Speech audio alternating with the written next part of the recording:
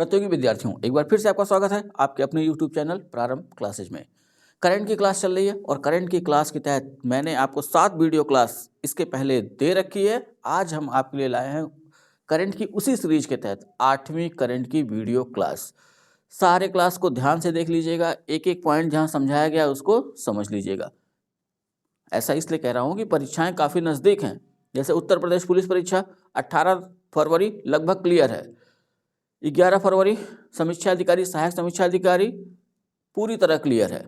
हाँ, कोई विशेष परिस्थिति न बनी तो इस संदर्भ में अपनी तैयारी को सही दिशा और तेज गति देने का समय आ चुका है। तो उसी कड़ी में आज 8वीं करंट की क्लास मैं आपके लिए लेकर के आया हूँ। 14 करंट हैं और बहुत ध्यान से देखिएगा, सारे महत्वपूर्ण हैं।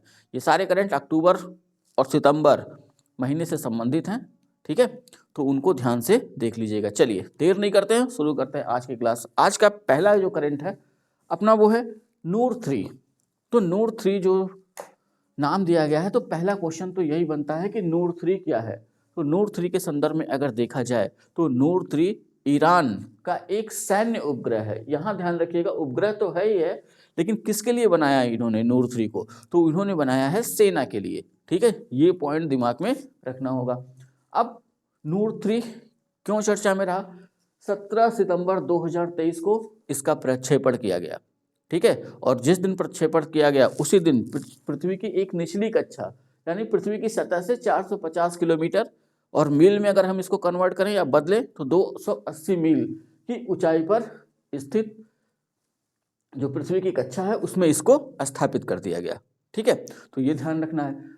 अब अगर नूर 3 है तो इसी समय नूर फर्स्ट और नूर सेकंड थर्ड आया ना, इसका मतलब कि नूर फर्स्ट भी इसके पहले छोड़ा गया होगा, नूर 2 भी इसके पहले छोड़ा गया होगा, ठीक है, तभी तो तीसरे छोड़ने की जरूरत पड़ी। तो नूर फर्स्ट का प्रक्षेपण, तो यहाँ डेट ना भी याद हो तो सन याद रखिएगा, अप्रैल 2020 में किसने? ईरान ने ही।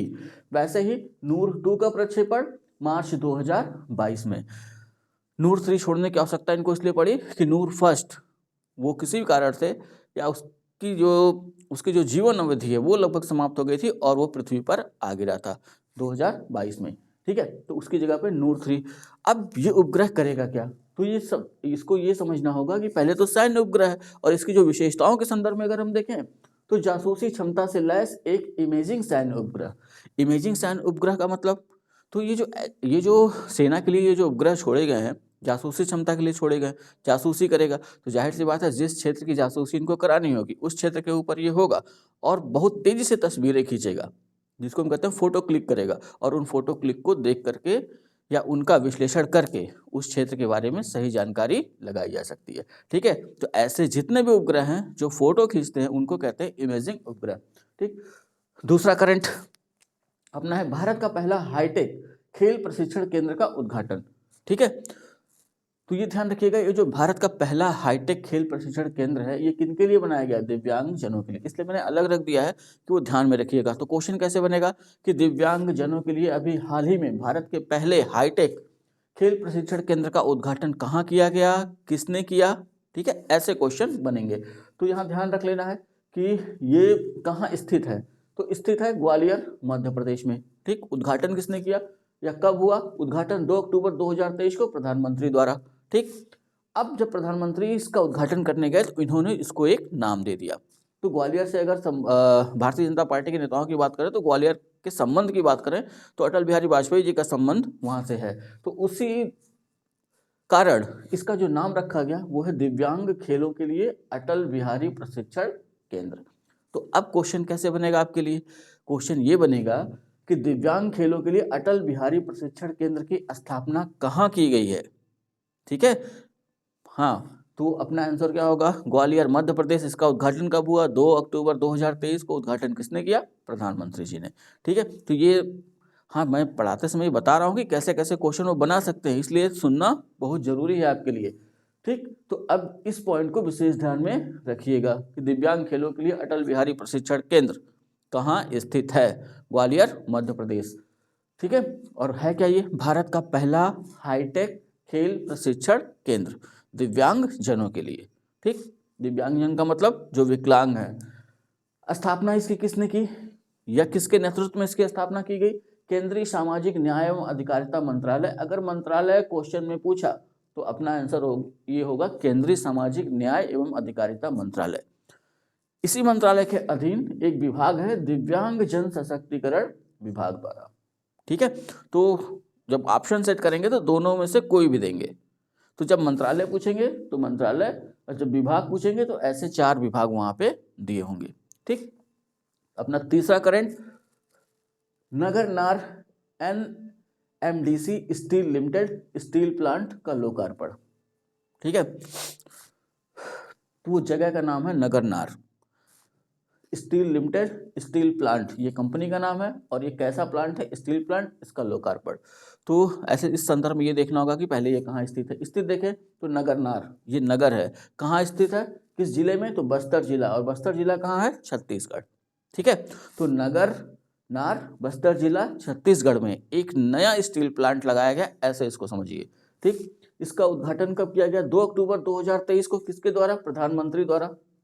उद्घाटन कह लें या लोकार्पण, लोगों के लिए, या लोग जब बनाया गया तो हम ही लोग तो उसकी सुविधाएं उठाएंगे। हाँ, अलग बात है कि उसका मूल्य हमको देना होगा, तो चाहे हम लोकार्पण कह लें चाहे उद्घाटन। ठीक, अब इसकी लागत अगर देखें तो 23,800 करोड़ रुपए की लागत से इसका निर्माण हुआ है। और ये क्यों महत्वपूर्ण है ये कारखाना, वो इसलिए इसमें उच्च गुणवत्ता के स्टील का उत्पादन किया जाएगा। ठीक है, लोहे में क्रोमियम मिला दें तो हम लोहे में क्रोमियम मिला करके हम बनाते हैं स्टील। अगला करंट जो अपना है, एक नाम मैं चर्चा में लेके आ रहा हूं आपके लिए, वो है हेल्थवे। ठीक, ये हेल्थवे है क्या, तो इसके संदर्भ में ध्यान रखना है कि देश का पहला solar roof cycling track. Solar roof का मतलब साइकिलिंग ट्रैक, जैसे दौड़ने के लिए मैदान में से गोला बनाया होता है कि एक ट्रैक बना दिया जाता है, उसी पे दौड़ना है।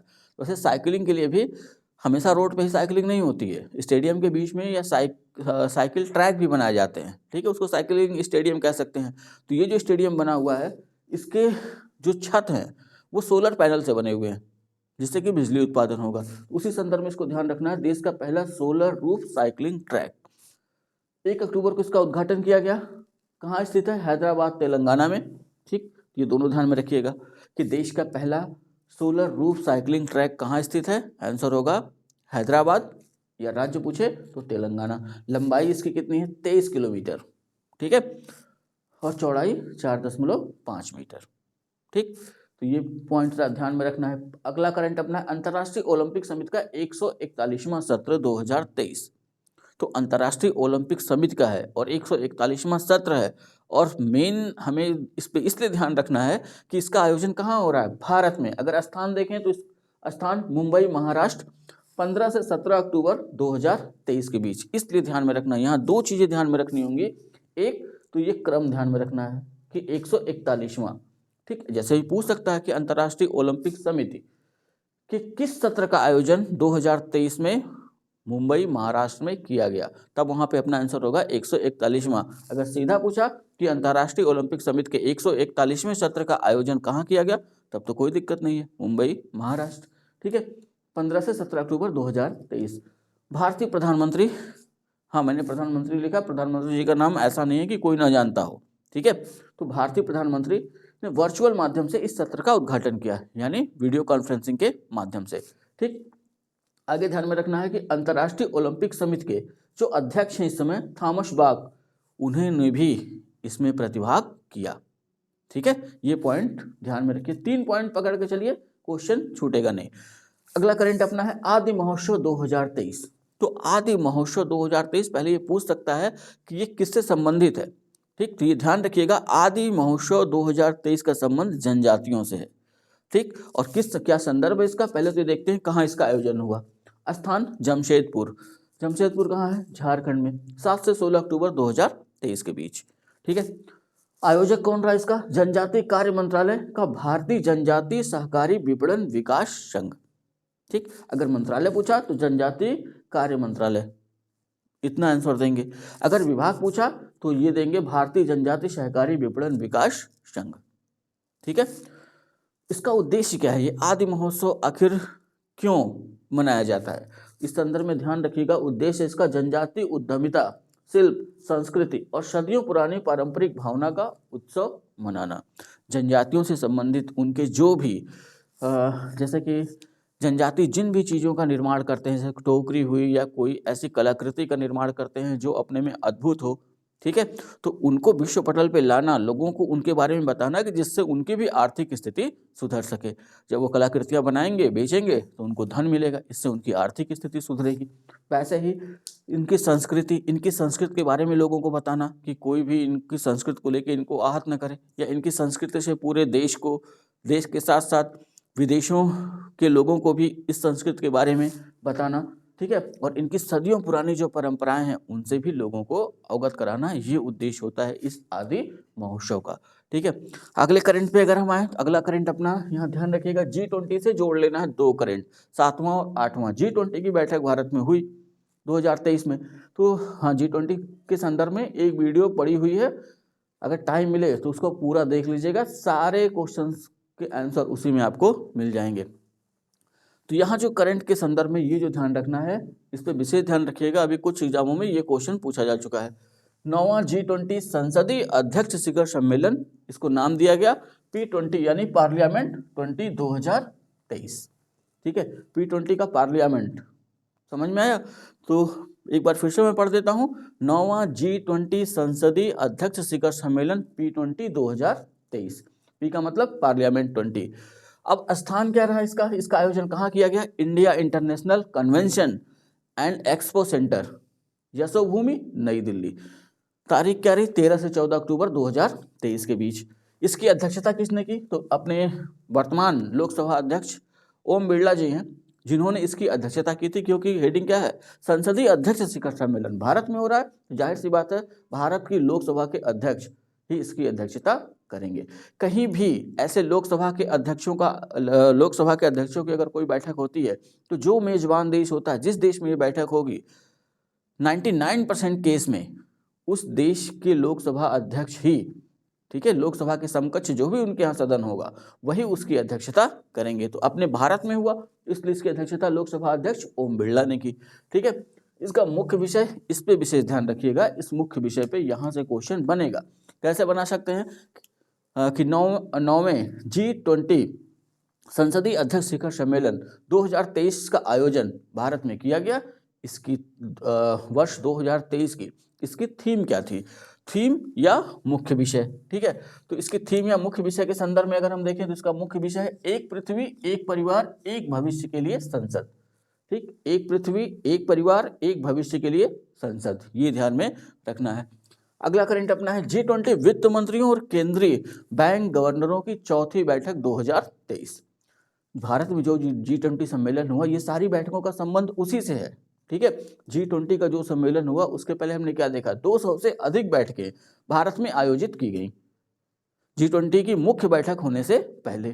तो उसी संदर्भ में ये इन बैठकों का भी आयोजन हो रहा है। लेकिन यहाँ इस बैठक में इसलिए ध्यान रखिएगा कि ये थोड़ा भारत के बाहर। तो G20 वित्त मंत्रियों और केंद्रीय बैंक गवर्नरों की चौथी बैठक 2023। तो इसमें कौन कौन भाग लिया? वित्त मंत्री भाग लिए और उस देश के केंद्रीय बैंक के गवर्नर। तो G20 है तो जाहिर सी बात है 19 देश के वित्त मंत्री और उनके गवर्नरों ने भाग लिया होगा, और यूरोपीय संघ के वित्त मंत्री और यूरोपीय संघ के जितने देश शामिल हैं उन सारे वित्त मंत्रियों ने हो सकता है इसमें भाग लिया हो। ठीक है, और साथ ही साथ इन देशों के गवर्नरों ने भी इसमें भाग लिया। तो चौथी बैठक का आयोजन कहाँ किया गया? स्थान है मारेकश, और मारेकश स्थित है मोरक्को में। 12 से 13 अक्टूबर 2023 के बीच इसका आयोजन किया गया। अध्यक्षता इसकी किसने की? G20 की अध्यक्षता भारत ने की 2023 में। तो जाहिर सी बात है वित्त मंत्री और केंद्रीय बैंक के गवर्नरों की चौथी बैठक है, तो भारत की जो वित्त मंत्री हैं वही इसकी अध्यक्षता भी करेंगे। तो केंद्रीय वित्त मंत्री इस समय कौन है? निर्मला सीतारमण द्वारा। ठीक है, तो G20 वित्त मंत्री और केंद्रीय बैंक गवर्नरों की चौथी बैठक 2023 की अध्यक्षता की वित्त मंत्री निर्मला सीतारमण ने। ठीक, अगले करंट पे आइए, 8वां ब्रिक्स अंतरराष्ट्रीय प्रतिस्पर्धा सम्मेलन 2023। तो ब्रिक्स ब्राजील, रूस, इंडिया, चाइना, साउथ अफ्रीका, 5 देशों का ये समूह। अभी हो सकता है कि आगे चल के इसमें कुछ और देश जुड़े, लेकिन अभी 5 ही देश हैं, वो ध्यान में रखना है। ठीक, इसका आयोजन कहाँ किया गया? स्थान नई दिल्ली। कब से कब तक? 11 से 13 अक्टूबर 2023 के बीच। आयोजक कौन रहा इसका? भारतीय प्रतिस्पर्धा आयोग, और इसका मुख्य विषय क्या दिया गया? प्रतिस्पर्धा कानून और नए मुद्दे, आयाम, परिप्रेक्ष्य, चुनौतियां। ठीक है, तो ऐसे जितनी भी बैठकें हुई हैं जहां जहां उनके मुख्य विषय हैं यानी थीम है, उस पर विशेष ध्यान रखिएगा। तो 8वें ब्रिक्स अंतर्राष्ट्रीय प्रतिस्पर्धा सम्मेलन 2023 की थीम या मुख्य विषय प्रतिस्पर्धा कानून और नए मुद्दे, आयाम, परिप्रेक्ष्य, चुनौतियां। ठीक, 10 नंबर क्वेश्चन पे ध्यान बना के रखिएगा। 16वीं कृषि विज्ञान कांग्रेस 2023, इसका आयोजन कहाँ किया गया यानी स्थान? तो स्थान है कोच्चि, राज्य है केरल, 10 से 13 अक्टूबर 2023 के बीच। अब इसका आयोजक कौन रहा? आयोजक इसका आयोजन किसने किया? आयोजक मैंने लिखा है, वो भी ध्यान में रखिएगा, राष्ट्रीय कृषि विज्ञान अकादमी। ठीक है, तो राष्ट्रीय कृषि विज्ञान अकादमी ने इसका आयोजन किया, वो इसका आयोजक रहा। मुख्य विषय इसका क्या रहा? तो सतत विकास लक्ष्यों को प्राप्त करने के लिए कृषि खाद्य प्रणालियों का परिवर्तन। ठीक है, सतत विकास लक्ष्यों की बात आ गई है तो यहाँ एक चर्चा कर देना चाहता हूँ। SDG सस्टेनेबल डेवलपमेंट गोल, संयुक्त राष्ट्र संघ ने 17 विकास लक्ष्य घोषित कर रखे हैं पूरे विश्व के लिए, और ये सारे विकास लक्ष्य उनका ये टारगेट है कि 2030 तक वो जो 17 विकास लक्ष्य हैं वो सारे देश पाले। ठीक, उसी संदर्भ में इस थीम को बनाया गया है, सतत विकास लक्ष्यों को प्राप्त करने के लिए कृषि खाद्य प्रणालियों का परिवर्तन। नेक्स्ट करंट पे आते हैं, इंडियन स्पेस कॉन्क्लेव 2023। कॉन्क्लेव का मतलब संगोष्ठी कह सकते हैं, बैठक कह सकते हैं। ठीक, इसका आयोजन कहाँ किया गया? स्थान मानेकशा सेंटर, नई दिल्ली, 9 से 11 अक्टूबर 2023।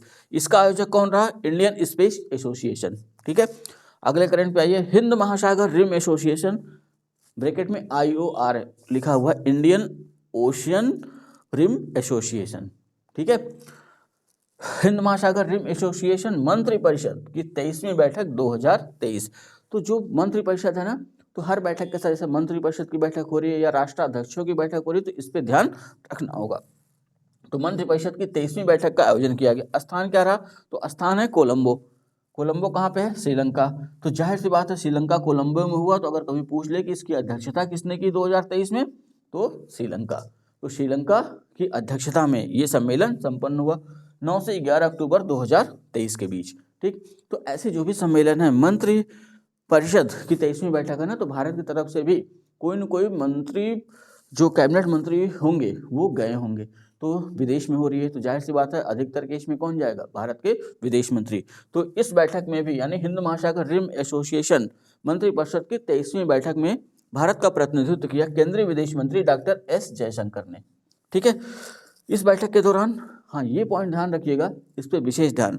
तो इस बैठक यानी हिंद महासागर रिम एसोसिएशन मंत्रिपरिषद की जो 23वीं बैठक हुई, इस बैठक के दौरान भारत ने वर्ष 2023-25 के लिए इस एसोसिएशन के उपाध्यक्ष का पद संभाला। ये विशेष पॉइंट है, इस पे ध्यान रखना है। पूछ सकता है कि वर्ष 2023-25 के लिए हिंद महासागर रिम एसोसिएशन का उपाध्यक्ष कौन सा देश है? ठीक है, तो अपना आंसर क्या हो जाएगा? भारत। उपाध्यक्ष चुना गया, अध्यक्ष नहीं, ये ध्यान में रखना होगा। अगले करंट पे आए तो अगला करंट है न्यू साहित्यिक महोत्सव 2023। तो न्यू साहित्यिक महोत्सव स्थान देख लें तो बेंगलुरु, कर्नाटक, 7 से 8 अक्टूबर 2023 के बीच।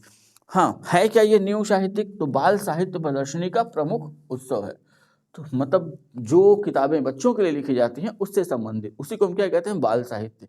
ठीक, तो उसी के संदर्भ में ये न्यू साहित्यिक महोत्सव 2023 का आयोजन किया गया बेंगलुरु, कर्नाटक में। तिथि रही 7 से 8 अक्टूबर 2023।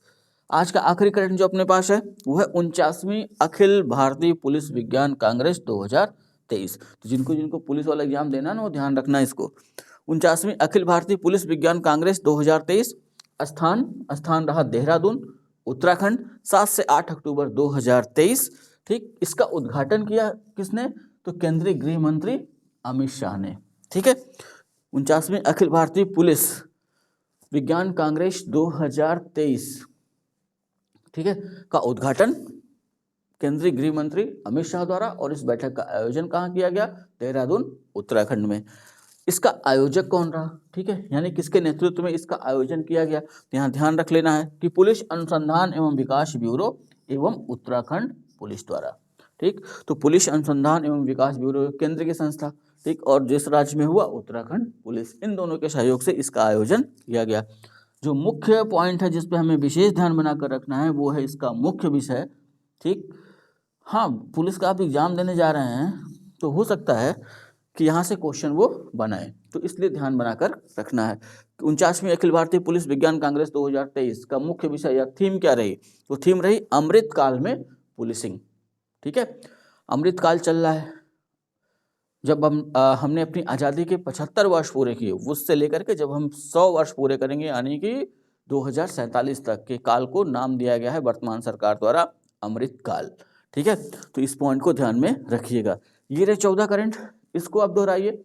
इस एक वीडियो और मैं आपको करंट की दूंगा अक्टूबर और सितंबर माह से ही, जिसमें कुछ खेल की चर्चित घटनाएं होंगी और 1-2 और ऐसे सम्मेलन होंगे। हाँ, वो वीडियो आप देख लेंगे तो सितंबर और अक्टूबर की अधिकतर घटनाओं के बारे में आपको जानकारी हो जाएगी। यहाँ मैं बता दूं कि जुलाई महीने से ही करंट की वीडियो अपलोड है।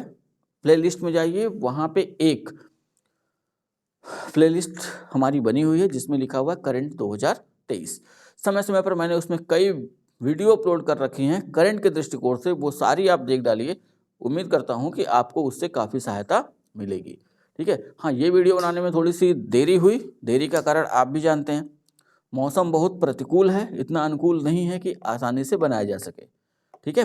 साथ ही साथ सबकी परीक्षाएं हैं, तो सबकी परीक्षाएं तो थोड़ा सा समय कम मिल पा रहा है। जैसे ही मुझे समय मिलेगा मैं अगली वीडियो 1 या 2 दिन में यथाशीघ्र जैसी हमारी स्थिति होगी उसी हिसाब से मैं अपलोड कर दूंगा, ठीक है। आप नोटिफिकेशन ऑन करके रखिए, जैसे ही वीडियो अपलोड होगी वैसे ही आपको उसका पता चल जाएगा। तो इतना पढ़िए। वीडियो अगर अच्छी लगी हो तो लाइक करिएगा, कमेंट करिएगा, वीडियो को शेयर करना ना भूलिएगा। चैनल को अभी तक जिन्होंने सब्सक्राइब नहीं किया है वो चैनल को सब्सक्राइब भी कर लें। तो इतना तैयार करिए, मिलते हैं नेक्स्ट वीडियो में, तब तक के लिए जय हिंद।